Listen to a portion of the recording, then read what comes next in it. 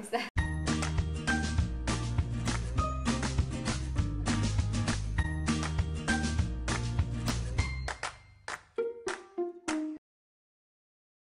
Hi, this is Zia and this is Kamana. and welcome to Holistic Nomads TV, where ancient wisdom and modern science can help you to have more clarity and energy in your life. Okay, today's topic we are going to talk about how to heal craving and addiction with Ayurveda. It's something that I go to personally with my addiction and craving, that is sweet, dessert and chili. And then we get asked a lot about this from people about how Ayurvedic perspective on how to heal craving and addiction. Yeah, we'll be looking at whether the body is drawn towards healthy cravings, things that naturally balance the system, or whether it's drawn towards addictive cravings, and how we can see the difference, and what are the general treatment plans depending on where the body's at. Yeah. So first of all, before we go through that, what's the worst thing could happen from craving before it went to addiction? Why we need to actually address this craving issue?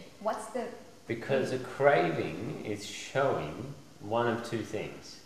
A craving is showing either that the body is deficient in something and it needs more of that food or category of food, not always necessarily that same food, to create balance in the body. Yeah. So let's say we are craving for sweets. It could mean that the fluids are deficient inside the body, and therefore it's craving for a sweet taste, which helps us to build the fluids of the body. But maybe that sugary treat that you were craving for, or the cheesecake, is not as balancing as a nice fruit juice, fresh or something, that could also help to build the blood. The second one is an addictive craving. If we get an addictive craving, it's to sustain something that's already been created inside the body, a process that's already there.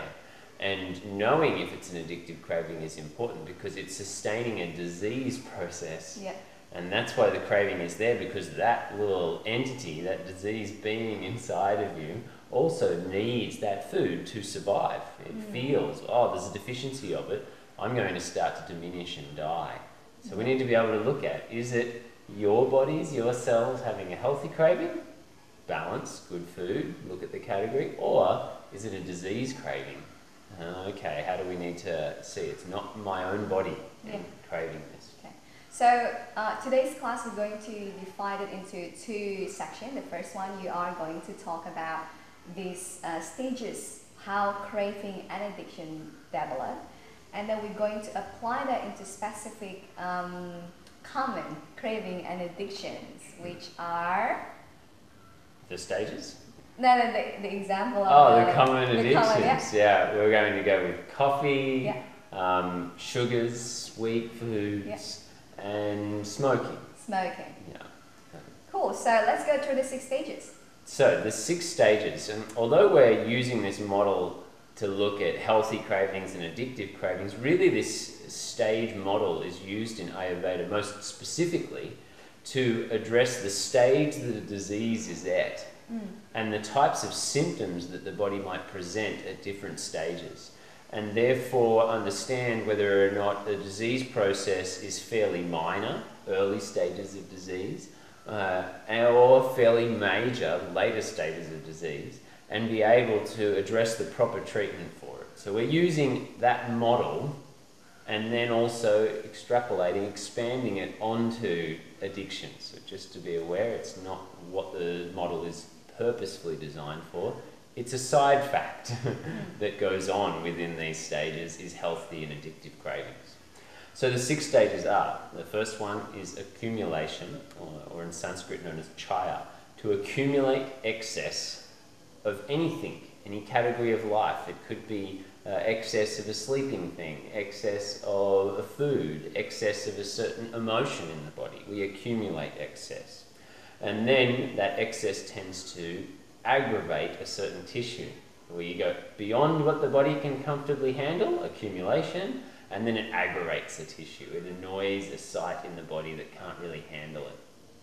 Then the third stage is to spread.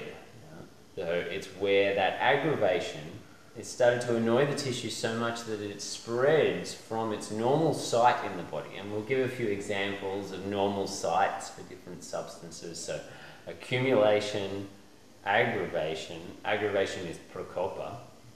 And then spread is prasara. It spreads to other tissues of the body. It uses the fluids, the blood, the circulation to be able to spread whatever that accumulated thing was across the body. And then it starts to relocate. Sthana, samshraya is the Sanskrit. This is to relocate in a specific tissue of the body somewhere. It's building up. And then it changes the physiology of the function of the tissue. This is the fifth stage. This is where most disease is normally detected. And you wait until, oh, my tissues are no longer functioning properly. It's not just a symptom down here that's really minor, but something quite serious that a doctor could label as a specific disease. Stage 5, vyakti is the Sanskrit. And then the last stage, stage 6, is complete falling apart of the tissues, complete manifestation of the disease. The tissues are no longer functioning in the way that they normally would. They start to disintegrate and fall apart. The Sanskrit is called bheda. So basically, from what you said earlier about the fifth and the sixth stage of disease, modern medicine will usually categorize things as a disease when it's already like cancer, tumor, something that is really changing the tissue. Exactly. The physiology is now changed. Yeah. Not just a symptom that's happened, not just, oh, there's some gas in the colon. That could be stage 1. Or a dry little pebble stool that's coming out. That would be stage 1 for vata, whereas modern medicine would wait until they could fully categorize the disease generally before they'll apply treatment. Yeah, which is why this is, we call Ayurvedic as also preventative medicine, because we prevent disease to even develop in the first place by really understanding it daily. What's the body's communication? What is it trying to talk to us? Exactly. I have an analogy that I use quite a bit about sinks inside a house. So like a kitchen sink and your bathroom sink, these are different sinks that are connected to plumbing. And it's like our body has 3 different sinks inside it. And each of these sinks is related to one of the doshas. So we've got a vata, a pitta, and a kapha sink inside the body. And all the disease tendencies of life will move through us like a channel, and only if they start to overflow in the sink will they then start to affect the rest of the house, affect the rest of the body. So vata accumulates, stage 1, generally in the colon. How much vata can you store in the colon? Whether it's a late night, it affects the colon. The nervous system is really rich inside the colon. Or it's fear and worry, it affects the colon. That's why we have the expression, oh my God, I shit myself.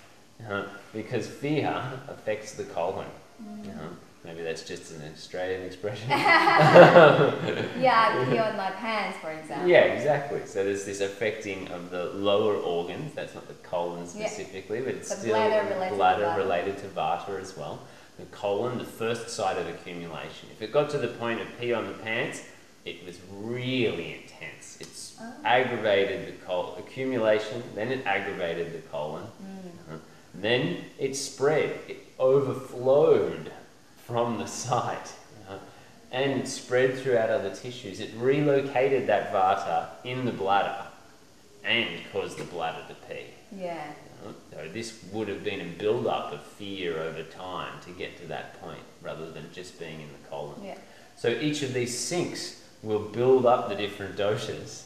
And as long as we've got room in the sink, we can play with life a little bit. We don't need to live a perfectly healthy life every day. We can add a little bit of chilli and it goes into the pitta sink and it's all right. We can have a little bit of deep fry, it goes into the pitta sink, it's all right. We can have a late night, it goes into the vata sink, it's fine. We can have a cheesecake, it goes into the kapha sink, it's fine. It's only when you accumulate too much that it overflows, stage 4, 5 and 6. Yeah. So we need to be able to know, what are the symptoms of it building up inside the sink? And has it overflown into the rest of the body? Because if it has, and it's moved into the rest of the system, stage 4, 5 and 6, then there's a really good chance that you need professional help.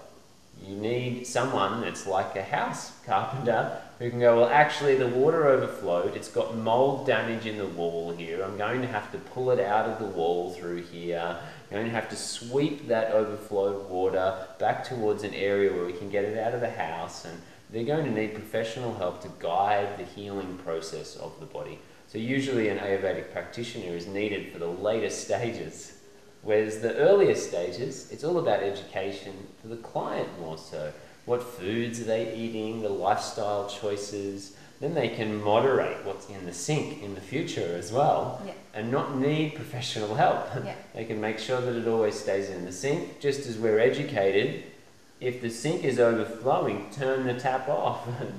If the drain starts to fill up because of a blockage somewhere, our body's got plumbing systems too, maybe we're not draining the doshas out properly, then we stop using the sink and we go and get professional help before it overflows through the system.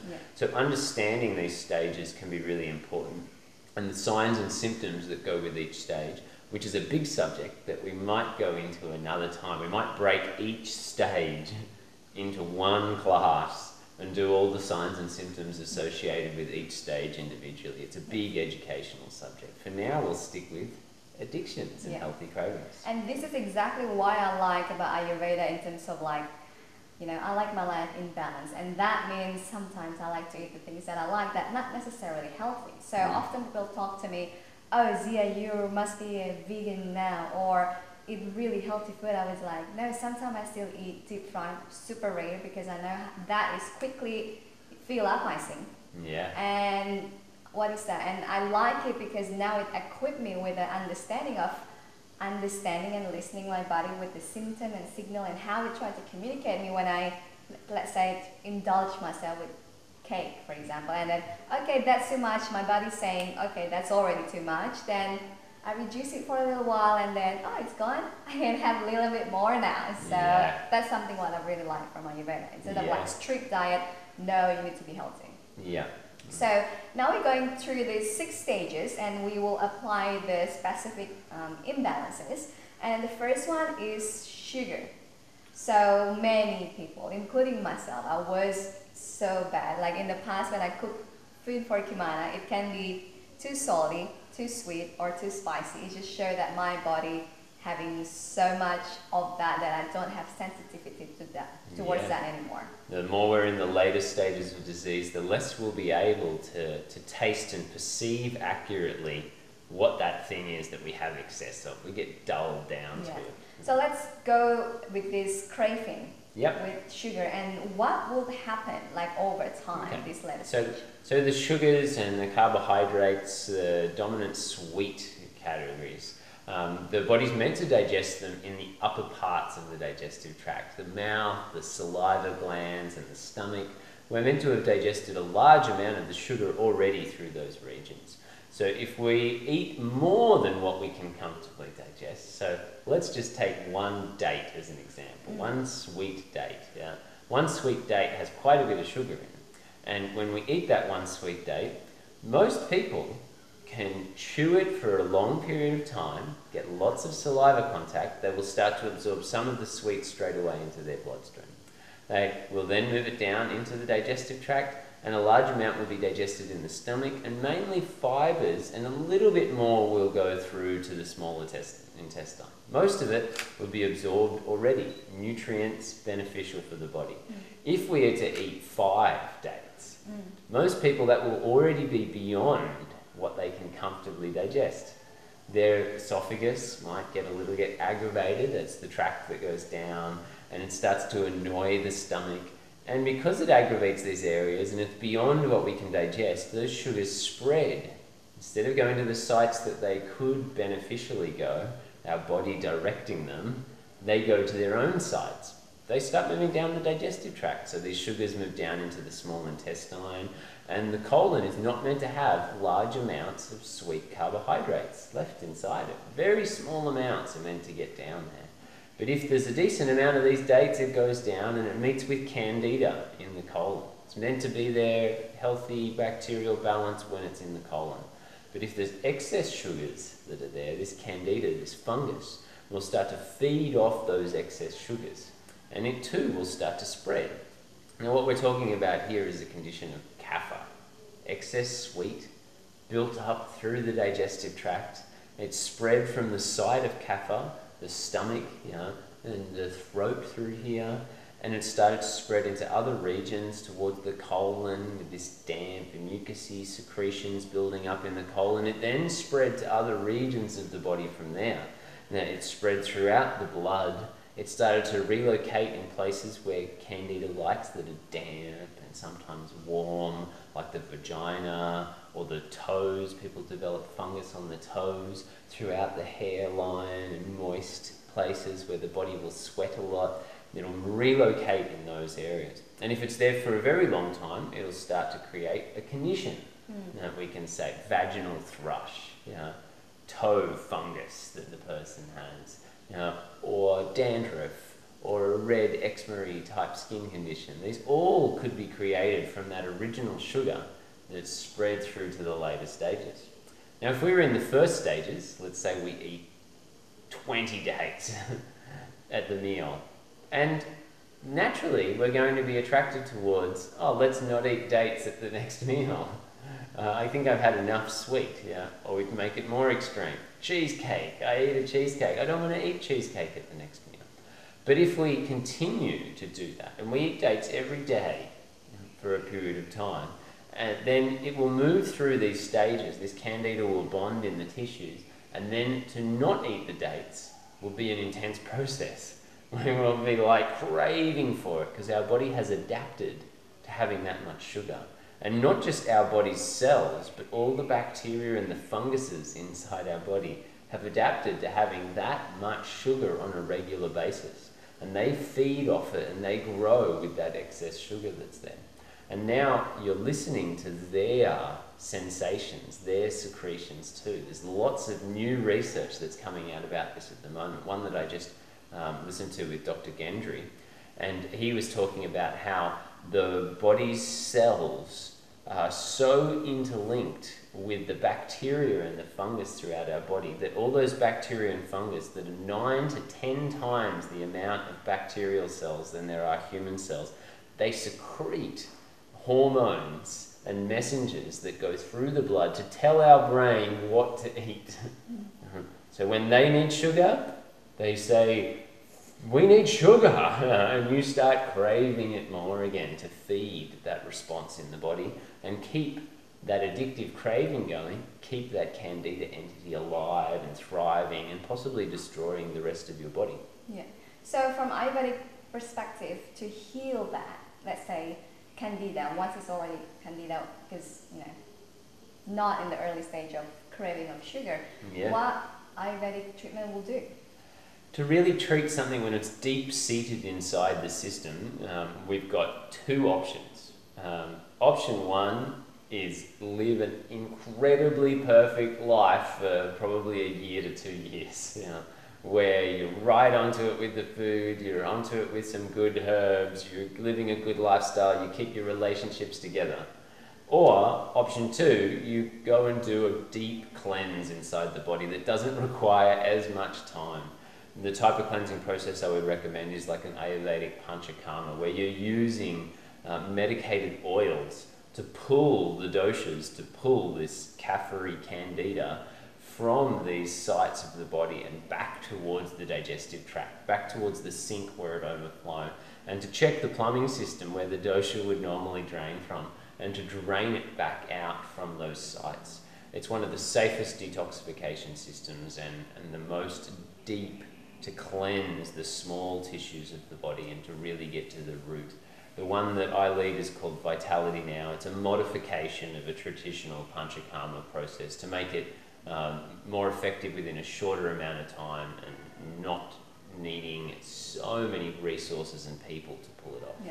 So basically, this Ayurvedic detox is like hiring a professional plumbing guy that comes to your house and then decide, okay, this is what's happening and this is what we need to do. And all of this information sometimes is not available for beginners, because it requires a lot of training. It's a lot of training to get to the level of doing deep cleansing. I would say within the deep cleansing process that I'm leading, I am individualizing and changing the food and little pieces for people right throughout the whole week that they're with me. I see them morning and night and adjust the herbs and pieces depending on their symptoms and how they're moving through the process. What would be the example of symptoms at the beginning stage of this imbalance of the cause of Candida, which is excess consumption of sugar and flour? What would in the earlier stages, it might be heaviness, lethargy, a little bit of mucus,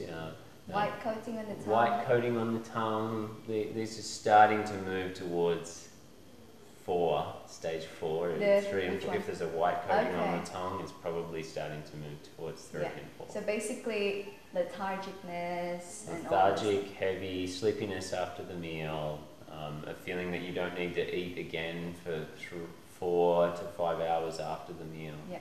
Would you also say that Ayurvedic approach to heal craving is also understanding the emotional state of the patients? What I mean by that is, for example, there's a very common craving of sweetness is when you just break up or when you just separated with someone. Yeah. And then so is it really necessary? What's the correlation between all the emotions? Absolutely. The 3 pillars of health in Ayurveda are relationships, food and sleep. So relationships are huge when it comes to our overall health and what happens to us. And each of the 6 medicinal tastes in Ayurveda have a different physiological effect inside the body, and they also relate to a certain emotion. Yeah. So sweet relates to love and connection with others and our feeling of how we receive love and nourishment from people. So if we lose a partner, oh no, I've lost my love, then we will naturally crave for more sweet to try and fill that up. Yeah. That could be a healthy craving in the beginning stage. But not necessarily to eat cheesecake every day when you break up. Exactly. No. And we'd find the most wholesome forms of healthy sweet, which would include whole grains, fats and oils, proteins. All of these would come under Ayurveda sweet, to nourish and ground the body. Yeah, if you want to go relationships, loving touch, communication, massage, it would all be in the sweeter realm. Yeah. So next one is addiction with coffee. Before we start today, I have an example of a mother of my friend. She couldn't poop without drinking coffee first thing in the morning. So is that already like the later stage of the imbalance? Well, Vata's first stage accumulation can come with not pooing as much and possible intermittent constipation. Now, Ayurveda might describe that as just not going to the toilet first thing in the morning. Does that make sense? No, we're not necessarily constipation, I haven't gone for the whole day. It's like, did you go to the toilet within an hour of waking up? If you didn't do a poo within an hour of waking up, that might be, what Vata things might have accumulated stage 1. So if someone has a coffee the day before, it's quite common that the next day they might not poo within an hour of waking up. If they've had a coffee for months of their life, every day in a row, it's even more likely they might not poo within an hour of waking up, showing that Vata could be stage 1. Yeah. And later stage, what might happen? So Vata builds in the colon. So the first stage, accumulation, it starts to influence the colon. Coffee is very drying. The colon doesn't like dryness. It gets aggravated by dryness. It's the point where we take the moisture out of foods. It's also, coffee is very stimulating to the nervous system and stimulates what we call peristaltic action. And this makes the colon move and spasm quite a bit. It's why you go to the toilet, because it makes the colon spasm. If the person has a lot of Vata in them, they might notice that. Then their colon might actually make some noise, what we call borborygmus in the medical terms. This excessive noise of the colon. And that borborygmus would then be a sign, Vata is building up. It's accumulation that's there. Aggravation. The colon's like, I can't handle this. It sends messages through the nervous system. And the heart might get palpitations, it might speed up, arrhythmia, it might offbeat. Then the third stage is going to spread this stimulating caffeine, theobromine, coffee, vatary type qualities. Will move throughout the blood and the system, and then they'll then tend to relocate in certain areas. So coffee tends to affect the nervous system quite a lot and stimulate a lot of this upward moving, its ideas, its rajas, its desires, its action and go for things. So it rises up into the nervous system and stimulates the mind and the nerves quite a lot. In stage 4, it settles into that area. And now it influences and bonds with the nervous system. And at that stage, stage 4, we move into addictive cravings. Now, if it's not there, the nervous system doesn't know how to deal so well without it. It's why people get the coffee headache when they stop drinking coffee, because the nervous system is part of what controls the dilation of your blood vessels. That means, are they nice and big and open, or do they contract? And when they stop drinking coffee, the nervous system starts to be imbalanced and they contract and they pull in across the whole body. Circulation decreases all over and in the head. So this stage 4 is like, oh, I can't keep my blood vessels expanded without coffee now. I need that to keep it going. Stage 5 could be a really more serious condition. Multiple sclerosis, Alzheimer's disease. Something that you don't think, what's the correlation between that coffee and coffee? and that, and over time it wears out the nervous system. Now again, we're not saying coffee's bad. Every substance can be used as medicine. Coffee is a medicine. Its medicine is not for vata conditions. And if we're using it within the sink, and we're using it as medicine, it's wonderful, it's great. Yet, for vata conditions, if it gets to stage 4 and 5, it's going to stress the nervous system, stress sleep patterns, and contribute towards a more serious nervous system condition. Yeah. It's really interesting to see the correlation between food, craving, and then the larger society that usually develop that kind of craving. In this case, we're just talking about my friends here that in the city, somehow they always be in a new pop-up coffee shop, new coffee shop, because the environment that we live in also kind of have a big influence to what kind of emotional state that you want in. And like you say, coffee creates these ideas, openness, right? Jessic, which is a typical city life. Totally, yeah. Cool. So next substance that we're going to talk about craving and addiction is chili. This is my personal experience. Even talking about chili makes my mouth like watery. Yeah, you little chili addict, you. It's so much better. In the past, if I have like chili sambal in front of me on the table, I just can't stop it. Like I can't resist it. Like you said, like there's more bacteria and other cells inside of body than human cells, and then I'm listening to them. It's like I'm not being myself. So in the past, if we go to the restaurant and order food, and then I was like, I'm going to say, don't put the chili, because if it's there, I just can't help myself to not to eat it. But like now, because like you say, because it's already going through like later stage of imbalances. So I did several Ayurvedic detox to get rid of the excess, the chili that is outside of the sink, put it back on the sink. So now I can still play with it without having that kind of the difference is huge. Her cravings and addiction before, she used to travel everywhere with chili sauce. It wouldn't matter what meal we were eating, chili had to be on it as well. Now, we hardly eat chili most weeks. Don't cook with chili at home. It's a world of difference where the cravings are after doing a deep cleansing process and pulling that out. But it's not the most pleasant, this experience, because it's so part of you that when you get rid of it, like for example, people who are addicted with coffee, when you take that, they get headache. And for me, I was crying in my Ayurvedic detox retreat. It was like, I don't know, losing something that is just part of me. Sounds ridiculous. It's ridiculous, but it's true. The people bond with all the parts of them, even if they might be negative and not so beneficial for their body. So what's with this Chili, because chili related with pitta. So chili is related to pitta, so in the digestive tract it will tend to aggravate the small intestine, as it's made side. It'll also aggravate the stomach in this region, but the small intestine. Aggravation there, accumulation, accumulation, aggravation, and then it'll spread. Right? It'll move into other parts of the body as well. If it just is accumulating and aggravating, it'll tend to create more of a loose stool, diarrhea. So everyone's experienced that, eat a little bit too much chili and then, whoa, that was hot. You might even feel heat at the anus as it's spreading and moving out. So then we move into stage 4 and it will tend to relocate in the body.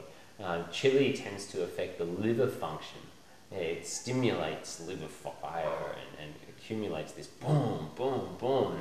And the liver tends to get used to, oh, I've got a little bit of chili that's going to speed up the metabolism inside here and open up the spaces. As that chili moves through the blood, it warms everything up and gives a little bit more stimulation and opening to the system. Without it, the body's like, oh, things are closing down, or it's harder to process that fat and that oil that's there.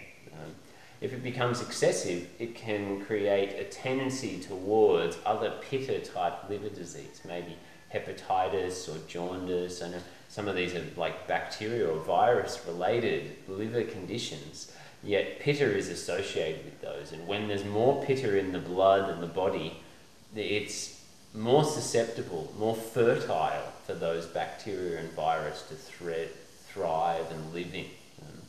That would be stage 4 and 5, and then stage 6, that liver function would then affect the rest of the body and create heat, skin conditions, and many other things. For me, it reached the worst part, pimple. Yeah. And interestingly, only in the right side, which you say that's where the liver in the right side, so pimple only appear on my right side. I see it as a very common thing with liver, gallbladder conditions. Chinese medicine also uses this as well, right-sided conditions. Yeah. And also, even affect my scoliosis. At that time, I was like, scoliosis, it's bone. How could chili affect my scoliosis? But can you explain a little bit more about that one? Well, each of the organs inside our body are related to the spine through the nervous system, and it's a common allopathic Western medicine diagnosis as well, that if there is pain within the spine at a certain point, then we should also be aware of pain within certain organs. The one that allopathic doctors are most taught is an ulcer in the stomach. If there's pain at a certain point where the nerves come from the stomach to the spine, then it could also be influencing from an ulcer in the stomach, or vice versa. And that could happen throughout any region of the spine.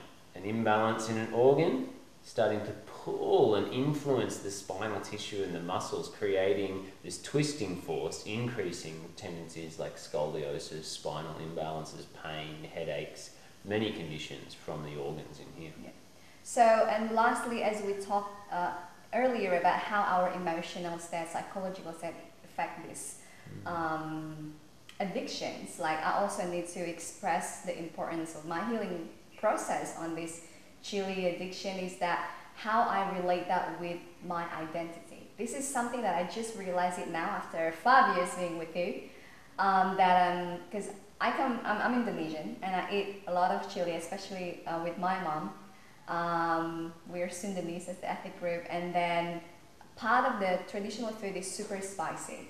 So, because I already get rid from this, a lot of it with the Ayurvedic detox, and then reducing, and then it's become clearer what's actually the emotion, the psychological foundation within it. And that was because I have this question in my mind of like, if I don't eat chili, who am I?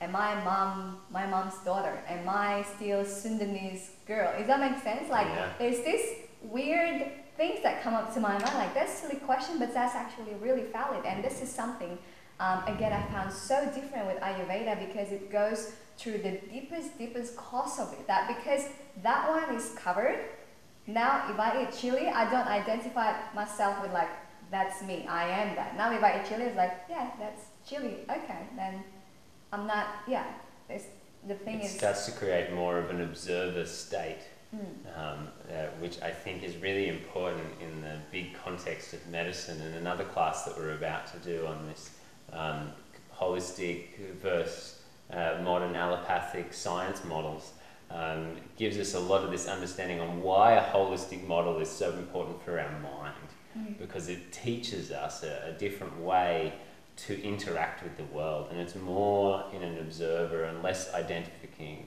about me and the little me and separating ourselves. Cool. So in summary, if it's already going to the later stage of disease and imbalance, then supervised process like going to Ayurvedic detox retreat. Ayurvedic detox, deep cleansing, supervised by an Ayurvedic practitioner is probably needed. If it's in the earlier stages, it may be simple lifestyle, diet and home remedies that you can do. And again, if you're totally lost there, ask an Ayurvedic practitioner to create a little home program for you. Cool. Thank you so much. That's all for today. Great to share with you all. For those who would like to help others heal holistically, or just wishing to have more control in their own self-care, check out the programs on thaivedicyoga.com.